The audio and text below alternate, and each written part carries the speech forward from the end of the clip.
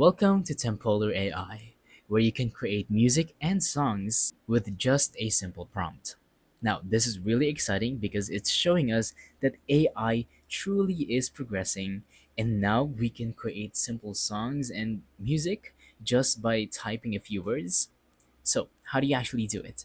So, straight off the bat, you will see this text box when you go to tempolar.com, and it says, "Write me anything, your vibe, mood, or idea. Let's find the perfect track for you." So, once you type something in, like let's say, make me a song about someone who's sad, or maybe make me a breakup song. And then, of course, it's going to make you a breakup song.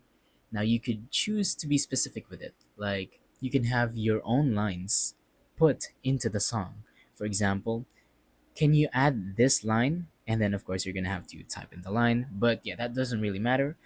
Once again, like all you have to do is go to tempolar.com, type in whatever you want. AI is going to create your music and your song. And now you're gonna want to tap on this search bar right here. And all you have to do is just, sign in. And it's completely free, signing in, like using your Gmail account and then creating an email. And yeah, that's pretty much it. Once you tap on that search button, it's going to start creating the AI song and you're good to go.